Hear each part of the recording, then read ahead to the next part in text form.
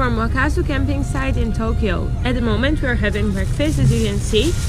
We bought some jam, some butter bread, and we bought this amazing black chocolate, which is Japanese. It's really good. We have some cookies. It's a good unhealthy breakfast in a beautiful environment, so we're happy. So this is the 5th day from our camping experience, which is the first camping experience we ever did. Yeah, we decided to go big or go home. We did camp in Malta a couple of times, but really you have your house with you, as in you pack everything in your car and go camping. So this is very difficult and very different, because we're living with a minimum and you have to carry it. You have to carry everything. Breakfast in Tokyo. So the first night we camped in Kawasaki in a public garden, in a normal garden with swings and with a place where kids could play. So it was a public garden, but we pitched the tent at around 8 p.m. So that was, or maybe a bit earlier. We pitched the tent when it was getting dark. Yeah, dark. So we didn't bother anyone and no one told us off. So that was good. And in the morning we had to remove the tent, pack everything and go explore Kawasaki, and then went back for the night and pitched up again. We couldn't leave it there because it's a public garden. So that's the difference between paying to stay at a campsite and sleeping in a public garden.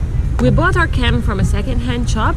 Initially we bought this camp and 2 sleeping bags. So we were sleeping on the ground, basically on the sleeping bag, which isn't a good mattress.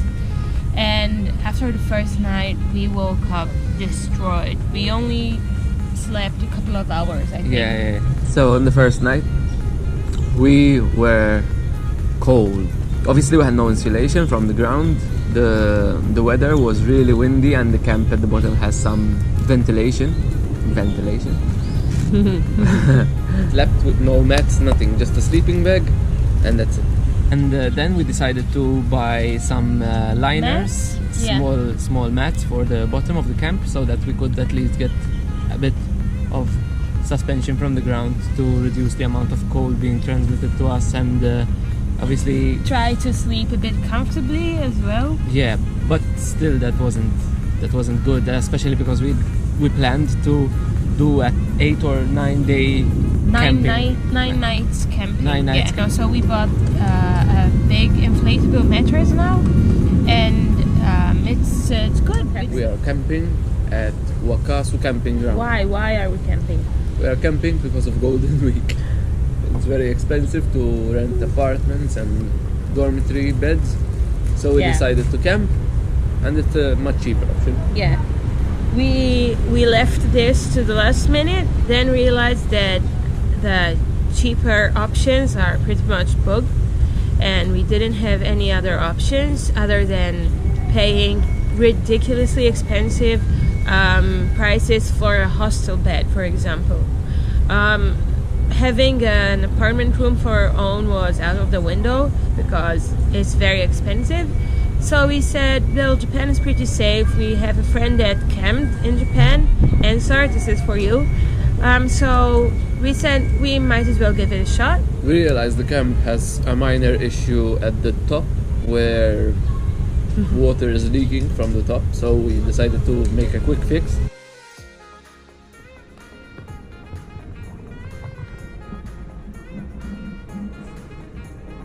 I think it worked because water didn't come in, the camp is waterproof, we added a mattress so we could be more comfortable. We are paying around €8 a night to hire this space where we pitched our tent.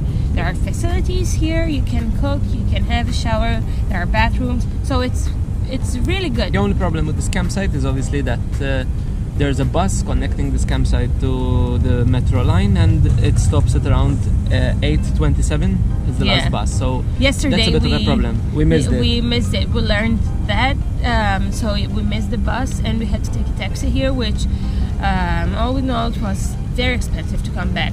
But it was a mistake. So today we will definitely try to not miss the last bus back here. I think this is the closest garden or big garden that there is to Tokyo. So I think it's worth coming here, obviously, if you're into camping and would like to have access to Tokyo City and everything. And it's cheap. That's the thing. It's much cheaper. We're only paying €8 a night, right? Yeah, we're paying around 1/5, including transportation, obviously, because we're a bit further away out from this. We're paying around 1/5 of what we would pay at an apartment or hostel. Yeah. So obviously that's good money. The issue is that there aren't any charging points. So to charge our mobile phones, we are going to McDonald's, Burger King, and all the places that where you would normally find a charging point, because there aren't any here really. But apart from that, there is Wi-Fi, there are bathroom, showers, and everything you need to live a good, decent life, I guess.